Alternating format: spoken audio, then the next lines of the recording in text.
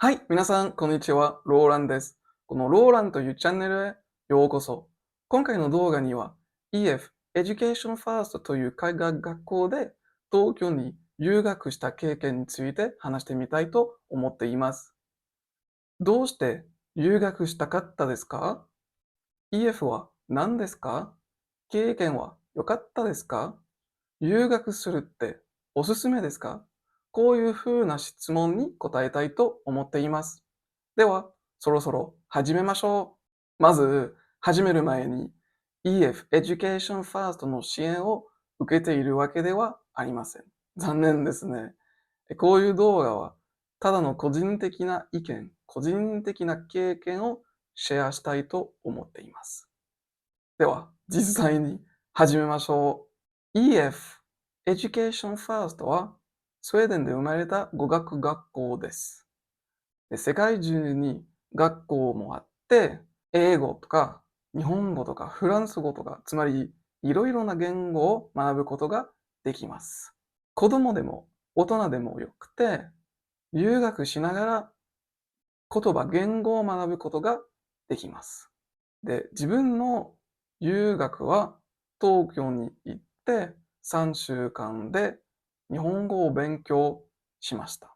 日本語を勉強し始めてから、つまり大学の頃から、留学をする前まで、ずっと日本に日本語を学べばいいかなと考えていて、大学の頃に長い留学をするというのはダメだという感じがしました。大学に卒業したら、えーまあ、すぐに仕事を始めて、こういう長い留学は絶対にダメだと思っていました。2023年に、つまり初めて日本に行った時に、やっぱり日本に留学したいなぁと思っていて、ベルギーに戻ってきて、留学をする計画を立てて、2024年の5月にしました。留学をする前に自分の目的、自分の目標をちゃんと決めるというのは、ものすごく大事なことだと思います。理由は自分の能力が進歩できたか、進歩できなかったか、ちゃんとわかりにくくなってしまいます。で、自分の目的はそんなに緊張しなくて日本語で話せるようになるとか、自分の能力に自信を持つという目的でした。留学するってことは、多分2つの部分に分かれると思います。1つ目の部分は滞在しているところで、2つ目の部分は学校やクラス、授業だと思います。滞在していたところについてちょっとだけ紹介したいと思っています。もちろん、こういうことは、メリットもデメリットもありますが、正直に言うと、大きな、一番大きなデメリットは、多分、所在地だと思います。つまり、場所ですね。で、日本なら、もちろん、電車とか地下鉄とかとても便利なので、滞在していたところは、駅の1分、2分ぐらいのところなので、とても便利なのに、ものすごく遠かったですね。滞在していたところから渋谷、つまり学校にある場所まで1時15分ぐらいがかかりました。で、その上、もちろん渋谷から、つまり東京の中央から戻ってくる時間はもう一回1時15分ぐらいがかかりました。つまり全部と合わせると2時間半ぐらいかかりました。とても遠かったですね。これ以外、他のデメリットはあまりないと思います。で、一番大きな、一番大切なメリットはホストファミリーだと思います。自分の滞在していたホストファミリーはとても優しくって、親切で、大部分はお母さんしか話せなかったのに、ホストファミリーのお父さんもとても親切でした。もちろん、留学というのはただの3週間なので、強い関係を作ることがあんまりできなかったですね。食事以外、ホストファミリーと何もしなかったという感じがします。もちろん当たり前でしょう。で、東京の中央から戻ってきた時は、しきりに夜10時なので、そんなに話す時間はなかったんですね。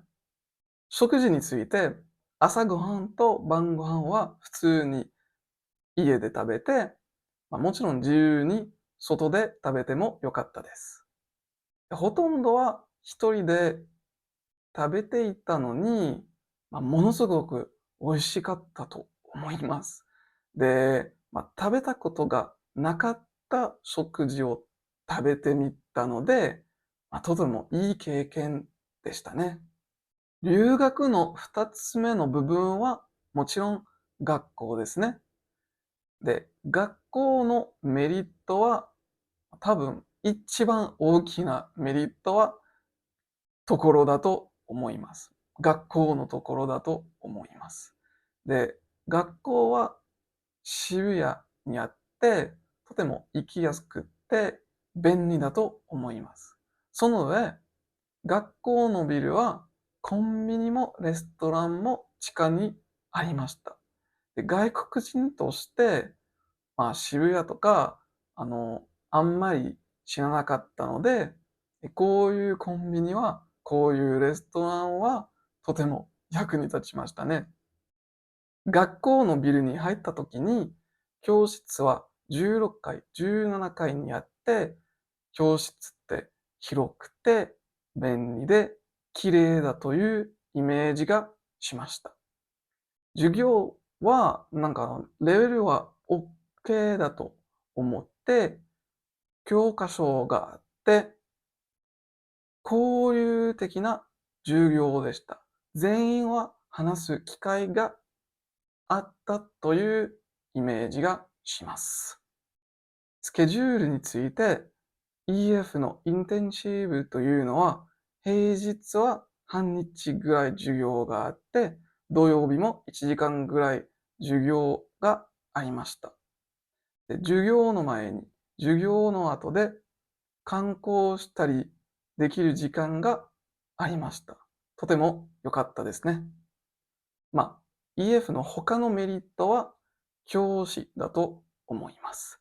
で、本当にものすごく優しくって、自信を持っているように役に立ちました。もし、ルミ先生は私が撮影している動画を見たら、本当に全てはありがとうございました。忘れないようにしようと思います。ルミ先生のこと。他の学生たちはものすごく優しかったですね。で、自分と同じようなレベルを持っていたので、つまり B1、B2 という風なレベルを持っていたので、とても良かったですね。まあ、ですが、自分はとてもシャイなので、最初の1週間ぐらいは、あまり交流できなかったという感じがします。もし仲良くする時間があればよかったなぁと今までよく考えています。皆さんが3週間なのにレベルは変わった？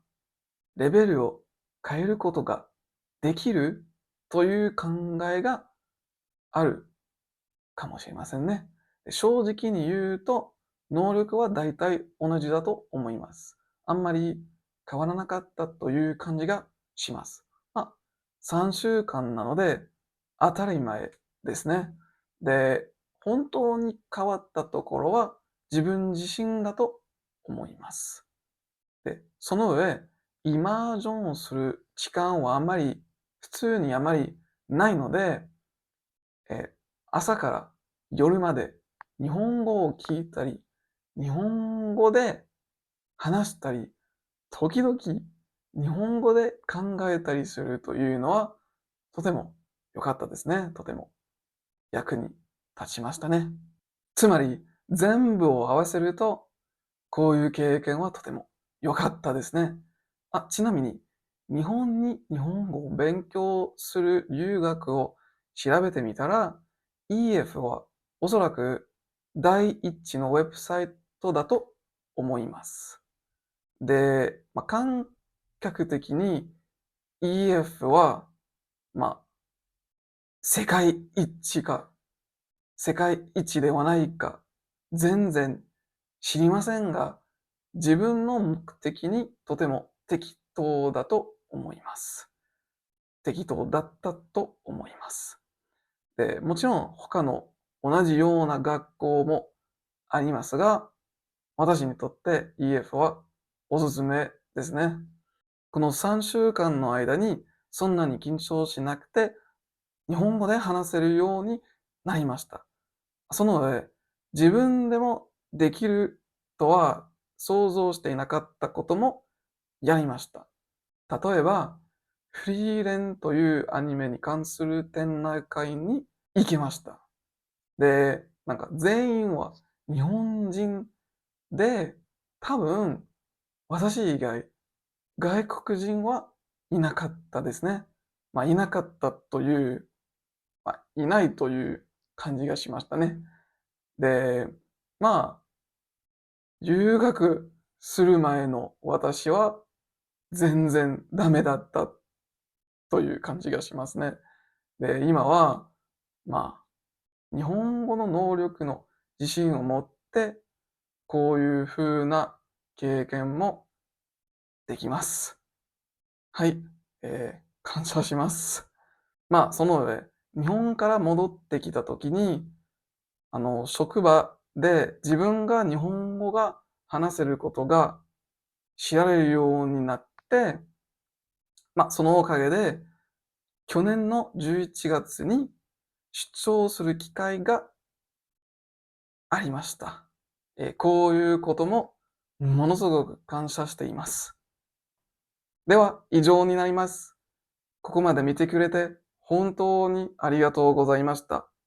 次回のテーマはまだ決まっていませんが、楽しみにしていてください。